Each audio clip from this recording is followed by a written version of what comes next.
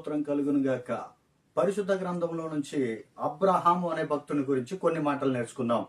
మనందరికీ బాగా తెలుసండి, విశ్వాసులకు తండ్రి అని కూడా ఈయనకు పేరు. హల్లెలూయా. కొన్ని మాటలు పరిశుద్ధ గ్రంథం నుంచి అబ్రహాం గారి గురించి నేర్చుకుందాం. మొట్టమొదట ఆదికాండం 12వ అధ్యాయం 1-2 మాటల్లో దేవుడు ప్రత్యక్షమై, అబ్రహామా, నీ దేశం నుండి నీ స్వజనం నుండి బయలుదేరి వచ్చాయంటాడు. అక్కడ ఒక అద్భుతమైన మాట చెప్తాడండి. నేను నిన్ను ఆశీర్వదిస్తాను, నీవు ఆశీర్వాదముగా నొందువు అని రాయబడింది. ఆహా, నెంబర్ 1 అవకాశం అండి. అబ్రహాం మహా తెలివి కల్లోడు అనిపించింది నాకు ఇక్కడ. వెంటనే ఆ అవకాశాన్ని చేపుచ్చుకుంటాడు ఆయన ఎమ్మటే. అదే 12వ అధ్యాయం 4వ మాటలో దేవుడు అబ్రహాముతో చెప్పిన ప్రకారం బయలు వెళ్ళను అని రాయబడింది. ఆహా, ఎంత గొప్ప అవకాశం అండి ఇది. దేవుడే పిలిచి నిన్ను ఆశీర్వదిస్తాను, నా తర్వాత నా అంతటి వాడిలాగా ఉంటావు, నువ్వు దీవిస్తే దీవిస్తాను, నువ్వు శపిస్తే శపిస్తాను అన్నట్టుగా అంత బలమైన మాటలు చెప్పి దేవుడు అబ్రహాముతో చెప్పగానే ఒక్క మాట కూడా వెనక్కి చెప్పుకోకుండా 12వ మాటలో బయలుదేరి వెళ్ళిపోతూనే ఉంటాడండి. బయలుదేరి వెళ్ళిపోతూనే ఉంటాడు. నాకు అనిపించింది అద్భుతమైన తెలివి కల్ల నిర్ణయం ఇది. ఇంకా అసలు వేరే మాటే లేదు ఇక్కడ. నెంబర్ 1 తెలివి కల నిర్ణయం ఇది. ఎందుకనంటే నీవే ఆశీర్వాదంగా ఉంటావు, నేను నిన్ను దీవిస్తాను, దీవించబడటమే కాదు నీవే ఆశీర్వాదంగా ఉంటావు. హల్లెలూయా. అంత గొప్ప మాట చెప్పగానే అబ్రహాము ఉన్న ఫలంగా వెంటనే బయలుదేరతాడు. ఆ తర్వాత మనం చూసినట్టయితే మనందరికీ బాగా తెలుసు, అదే 12వ అధ్యాయం 7-8 వచనాల్లో యెహోవా ప్రత్యక్షమై ఈ దేశమును నీకు ఇచ్చేదను అంటాడు. ఇక్కడ బాగా గమనించండి, దేవుడు పిలవగానే బయటికి వెళ్ళగానే, దేవుని మాటకు లోబడి ఆయన వెంటపడి వెళ్ళగానే, దేవుడు వదిలిపెట్టమన్నది వదిలిపెట్టగానే, దేవునికి నచ్చని ప్రాంతంలోంచి బయటికి రమ్మనగానే దేవుడు ఆశీర్వాదం మొదలైందండి. బాగా గమనించాలి ఇక్కడ ఈ మాటను. మామూలుగా తీసుకోవద్దు ఈ మాటని. దేవుడు నిన్ను లోకంలోంచి బయటికి రమ్మంటున్నాడు కదా, యేసు అనే మార్గంలోకి రమ్మంటున్నాడు కదా, బాప్తీసు అనుభవంలోనికి రమ్మంటున్నాడు కదా, ప్రార్థన అనుభవంలోనికి రమ్మంటున్నాడు కదా. నువ్వు ఎప్పుడైతే అనుభవంలోకి వస్తావో ఆశీర్వాదం ఆటోమేటిక్ గా నీకు వస్తుంది. ఆటోమేటిక్ గా ఆశీర్వాదం వస్తుంది అంతే. అబ్రహాము ఎప్పుడైతే బయటికి వెళ్తాడో ఆశీర్వాదం మొదలైందండి. దేవుడు చెప్తాడు, నీకును నీ తర్వాత నీ సంతానానికి కూడా ఇస్తానంటాడు. వాహ్, ఇంకేం కావాలండి, ఇంకేం కావాలి. ఆహా, ఎంత గొప్ప నిర్ణయం అంటే అబ్రహాం. మరలా అనిపిస్తుంది మహా తెలివి కల్లోడు అబ్రహాం. ఎందుకనంటే అటువంటి మంచి ఆఫర్ని వదులుకోలేకపోయాడు ఆయన. అది తెలివి అంటే. ఈరోజు దేవుడు మనతో చెప్తున్న మాట ఏంటో తెలుసా? నరకం తప్పించబడాలంటే, నిత్య జీవం నీకు కావాలంటే నేనే దానికి మూలం అని దేవుడు చెప్తుంటే మనం ఈ గొప్ప అవకాశాన్ని వదిలేసుకుంటే ఎలా చెప్పు? ఈ యొక్క గొప్ప అవకాశాన్ని నువ్వు చేజార్చుకుంటే ఎలా చెప్పు? అందుకే చాలా జాగ్రత్తగా ఆలోచించు, తెలివిగా ఒకసారి ఆలోచించు. మనిషి అన్నిట్లో తెలివిగా ఉంటాడు. ఈ యేసుక్రీస్తు దగ్గరకు వచ్చేసరికి ఇది మనకు సంబంధించింది కాదులే, మన దేశానికి కాదులే, నా కులానికి కాదులే, లేకపోతే ఇంకేదో ఆలోచిస్తూ ఉంటాడు. నో కాదండి. ఆయన అందరికీ దేవుడు అని రాయబడింది. ఈ యేసు క్రీస్తు వారు అందరికీ ప్రభువు అని రాయబడింది. నువ్వు ఇంతవరకు మందిరంలో అడుగు పెట్టినా పెట్టకపోయినా, యేసు క్రీస్తు నీకంటే ఇష్టం ఉన్నా లేకపోయినా నీకు కూడా దేవుడు ఆయనే. నీ నిమిత్తం కూడా ఆయన శిలువలో మరణించాడు. నిన్ను కూడా ప్రేమిస్తున్నాడు ఆయన, అంతే. నువ్వంటే కూడా ఇష్టమే ఆయనకి.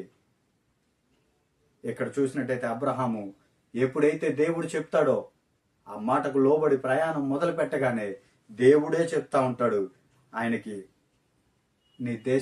ఈ దేశాన్ని నీకు ఇస్తాను, నీ తర్వాత నీ సంతానానికి కూడా ఇస్తానంటాడు.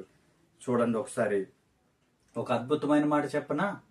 యేసు క్రీస్తు మాట నమ్మి, లేదా దేవుడు అబ్రహాము మాట నమ్మి బయటికి వెళ్ళగానే మొట్టమొదట వచ్చిందేంటో తెలుసా? అబ్రహాముకి కరువు వచ్చిందండి.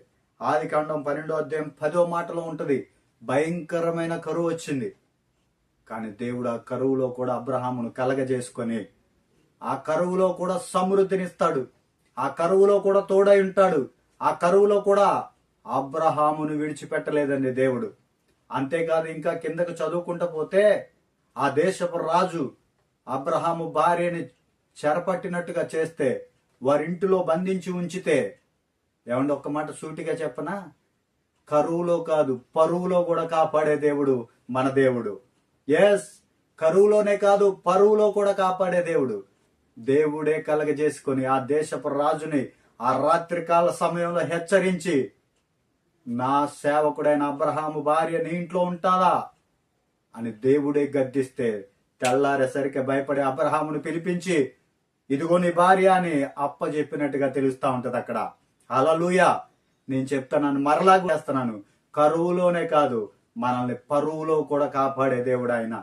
ఇంకా ముందుకు చూసినట్టయితే అలాగే చదువుకుంటూ పోతే ఆదికాండం 13వ అధ్యాయంలో చూసినట్టయితే, అబ్రహాము వెండి బంగారము పశువులు కలిగి బహుధనవంతుడాయను అని రాయబడింది. బహుధనవంతుడాయను అని రాయబడింది. ఇంకొక మాట సూటిగా తెలియజేనా, దేవుడు విడిచిపెట్టమన్నది విడిచిపెట్టి నువ్వు ఆయన మార్గంలో నడవడం ప్రారంభిస్తే ఆశీర్వాదం నిన్ను వెన్నంటే ఉంటది. ఎస్, అబ్రహాం అడగలేదండి, వెండి బంగారం కావాలని అడగలేదు, పశువులు కావాలని అడగలేదు, కానీ సమృద్ధిగా ఉన్నాయి ఆయనకి. దేవుడే సమృద్ధిగా ఇస్తా ఉన్నాడు. ఇంకా చూసినట్టయితే అబ్రహామునకు దేవుని దర్శనం ఎప్పటికప్పుడు ఒక్క మాటలో చెప్పాలంటే దేవుడు పక్కనే ఉంటున్నంత పరిస్థితి ఉందండి. ఇంకొక మాట చెప్పనా, దేవునికి బాగా ఇష్టడైన మొట్టమొదటి మనిషి ఆదాము. ఎప్పుడైతే ఆజ్ఞను అతిక్రమించాడో దేవుడు ఎత్తుక్కుంటూ వచ్చిన ఆదాము ఎదుటికి రాలేకపోతున్నాడు. కానీ దేవుడు ప్రత్యక్షమై అబ్రహాముకు చెప్పగానే ఆ యొక్క ప్రాంతాన్ని వదిలిపెట్టినప్పుడు అనుక్షణం దేవుడు తోడై ఉన్నట్టుగా తెలుస్తా ఉంటది. అదేనండి తేడా. దేవుని మాటకు లోబడితే, దేవుని మాటను అనుసరిస్తే దేవుడు ఎప్పుడు పక్కనే ఉంటాడు. అదే దేవుని మాటను తిరస్కరిస్తే నువ్వు కూడా దేవుని దగ్గరికి రాలేని పరిస్థితి. ఆదామును పిలిచినా రాలేని పరిస్థితి, ఆదామును రమ్మంటున్నా రాలేని పరిస్థితి. నేను దాక్కుంటున్నానయ్యా అంటాడు. హల్లెలూయా. ఈరోజు నువ్వు దేవుని మాట విని, దేవుడు వద్దన్న దాన్ని విడిచిపెట్టి, వెళ్ళవద్దన్న మార్గాన్ని విడిచిపెట్టి ఆయన నీతో చెప్పిన మార్గంలో ప్రయాణం చేస్తే, వదిలిపెట్టమన్న దాన్ని వదిలిపెడితే ఎల్లప్పుడూ దేవుడు నీకు తోడై ఉంటాడు. ఇంకా చూసినట్టయితే అండి, అద్భుతం, అసలు అద్భుతం. దేవుని మాట విన్న అబ్రహాముకి దీవెనలు అద్భుతం. ఎప్పుడు కూడా దేవుని దర్శనం ఉంటుంది, దేవుని కాపుదల ఉంటుంది, దేవుని స్వరం వింటున్నాడు, ఇంకా బలిపీఠ అనుభవం ఉంటుంది, ఆశీర్వాద అనుభవం ఉంది, ఆశీర్వాదాలు పొందుకుంటున్నాడు. ఇంకా చూసినట్టయితే సంతానానికి కూడా ఆశీర్వాదం తోడై ఉంటుందండి. తనకే కాదు తన తర్వాత సంతానానికి కూడా అని దేవుడు మాట ఇస్తా ఉన్నాడు.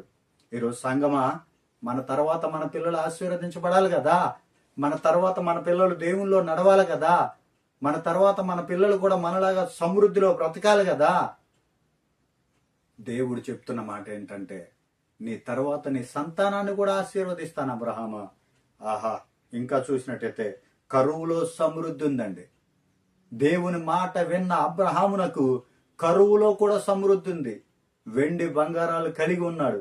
ఆ తర్వాత చూసినట్టయితే సదాకాలము దేవుని తోడుందండి. ముసలితనం వచ్చేంత వరకు కూడా సదాకాలము దేవుని తోడుంది అబ్రహాముకి. ఒక్క మాట సూటిగా తేటగా గుర్తు చేస్తున్నాను, దేవుడు విడిచిపెట్టమన్న ప్రాంతాన్ని విడిచిపెడితే ఎప్పుడు కూడా మనకు తోడై ఉంటాడు. వదిలిపెట్టమన్న పాపాన్ని వదిలిపెడితే, ఆయనకి నచ్చని ప్రాంతాన్ని వదిలిపెడితే, ఆయనకి నచ్చని విషయాన్ని వదిలేస్తే ఎప్పుడు కూడా దేవుడు మనతోనే ఉంటాడు. మన చేయి పట్టుకుని నడిపించే దేవుడు ఆయన. నీకు నాకు సదాకాలం తోడై ఉండి నిత్య జీవం ఇచ్చే దేవుడు ఆయన. ఆమేన్.